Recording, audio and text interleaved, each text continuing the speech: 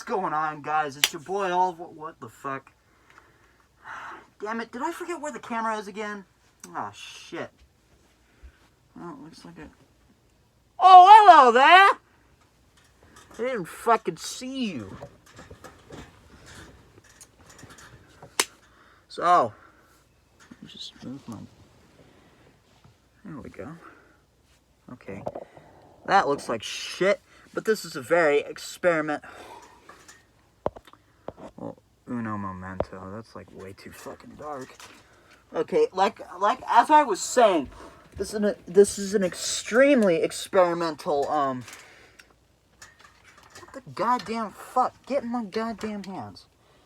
This is a very experimental setup for me.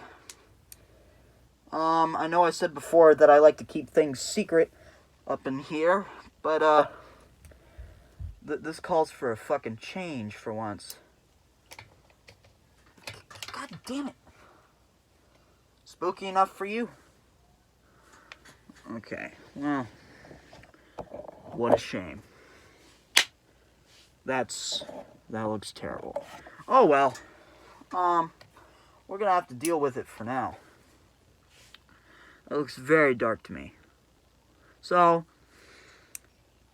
you know what? Who gives a flying fuck? I don't give a flying fuck. So, I'm just gonna stand right here. Oh yeah, that looks much better.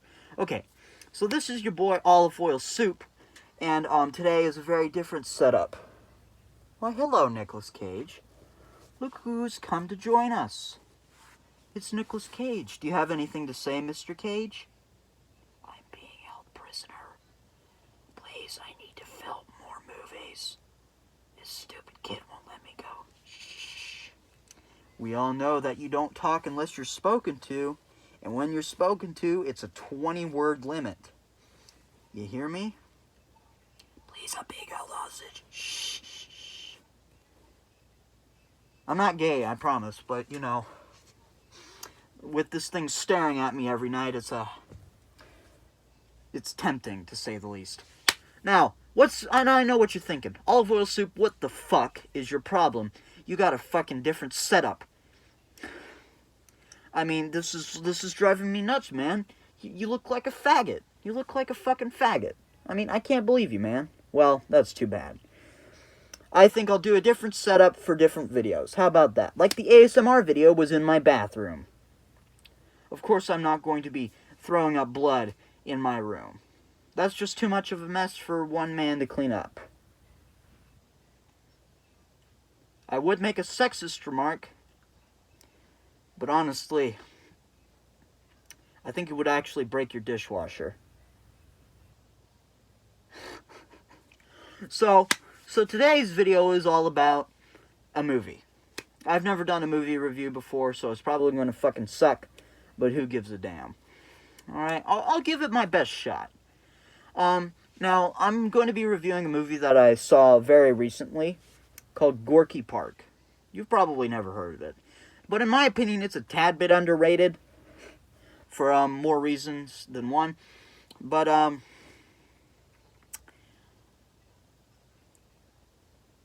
the point of the words "but" is supposed to lead on to a secondary point, but I had no secondary point prepared. So I look like a cunt now. Who cares?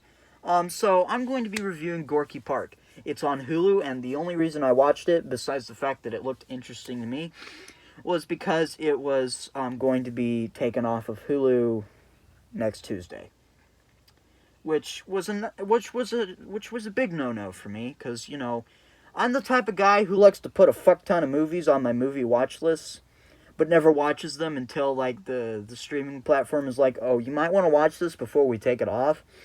Just fair warning. So, yeah, I'm one of those people. Get fucking over it. But, basically, I'll give you a basic rundown. It takes place in Russia. That's how you can tell it's going to be a good movie. And, it's about a KGB agent. It's about a KGB agent, and, he teams up with an American CIA agent, I'm pretty sure. Yeah, an American CIA agent. American CIA agent. So, So they team up and they're trying to find this serial killer who is also, you know what? No, I'm going to actually give you a spoiler warning. This in my opinion was a very good movie, both ironically and unironically. So, you know, it has plenty of good moments, but it also has plenty of bad moments which were hilarious. Which is why I think you should watch it. So I'm going to give you 5 seconds to watch it, even though it's a 2.5-hour movie. Alright? Just 5 seconds, alright? You ready? Alright.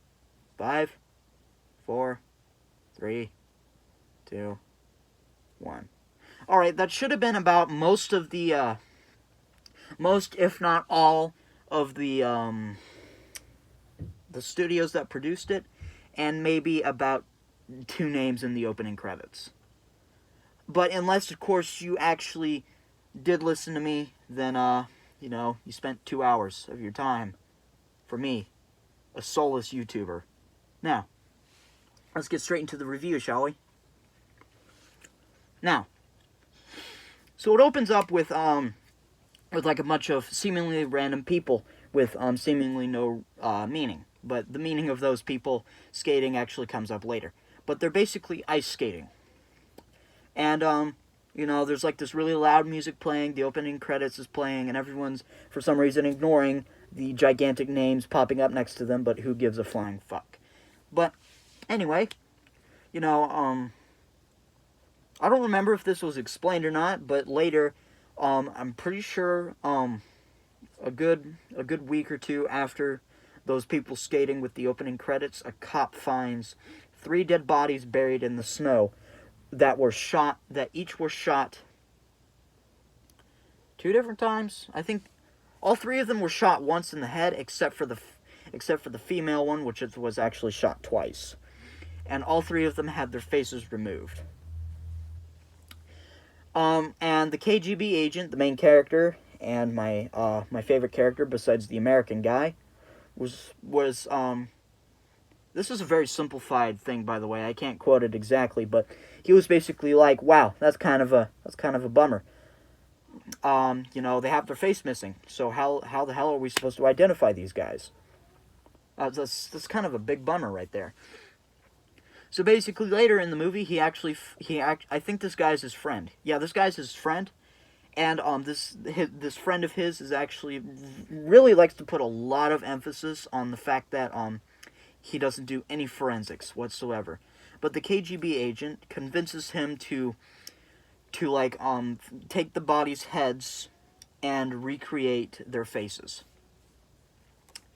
And I'm pretty sure I'm not naming all of this in order, and I'm sorry, but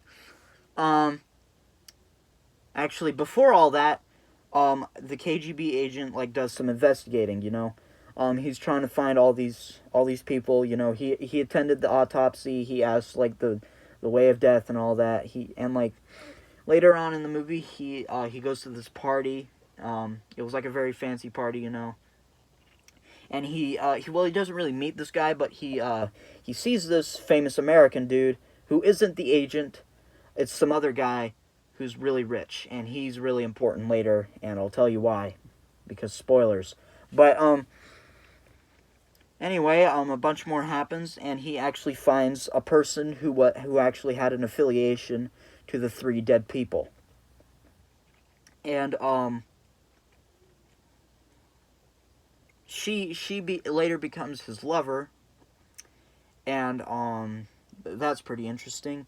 And over the progress of all of these like investigations being found, and him trying to get closer and closer to the end of the mystery, he starts to fall in love with the girl as she does him. And he later meets the American agent who was sent over there on account of the 3 murders, I'm pretty sure. I don't remember why he was there, but anyway, and this actually confused me because they didn't make it super clear.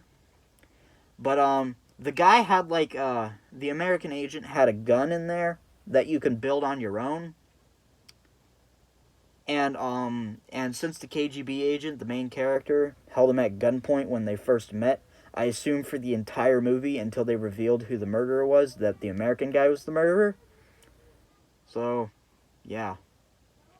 To make a long story short, it turns out that the rich American dude that they met at the party was the murderer the whole time.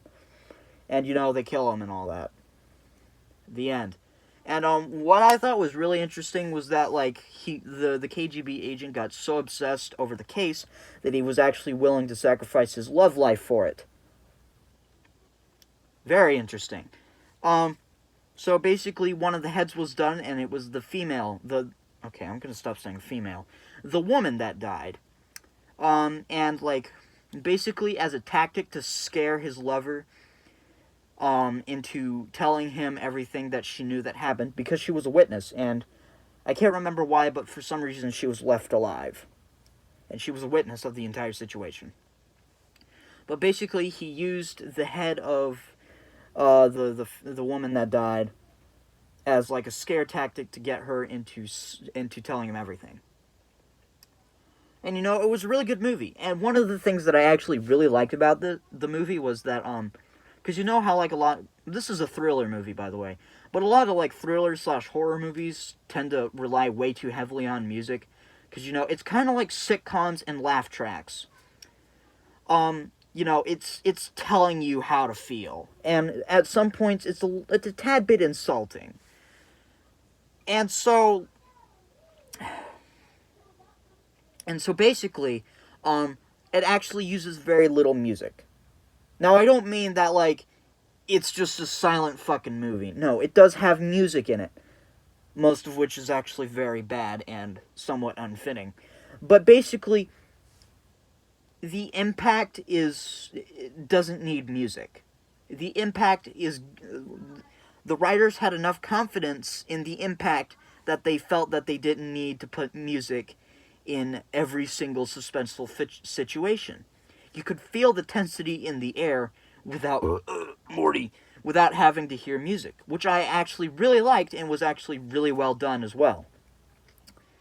Now, I said I like this movie both ironically and unironically. I said the unironically parts, now for the ironically parts.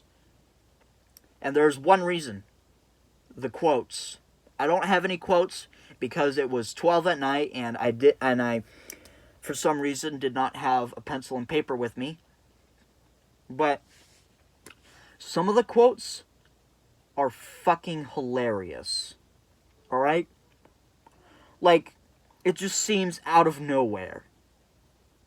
The acting is okay, and I guess a big emphasis on okay.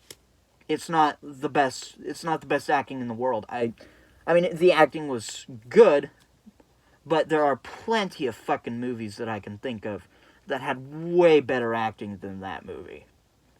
And I guess that's kind of what added to the funniness of some of the quotes. And some of the quotes were so hilarious to me, I couldn't tell if the writers legitimately put it in there to be funny or not. Some of them were so fucking funny. But since I don't have any examples with me, you're just going to have to watch the movie and see what I'm talking about. Okay, let me try to think of an example here. I made a JoJo video. And, now I don't want to go too deep into this, but basically, a lot of the fans, or at least I like to think that all the fans both like it ironically and unironically. The ironically reasons being, a lot of it seems ludicrous, and a lot of the quotes are fucking hilarious. From now on, I'm actually going to call that Gorky Park Syndrome, where some of the quotes are meant to be serious, but they're fucking funny instead. That's what I'm going to call it. I'm going to call it Gorky Park Syndrome. That's actually a pretty good name. But anyway, guys, that's going to do it for today's video. I hope you enjoyed. And just let me know what you think of this setup being my movie review setup. I don't like it very much because I think it's... Actually... Your boy's going to try something. That did nothing. Alright. As I said before, that's going to do it for today's video.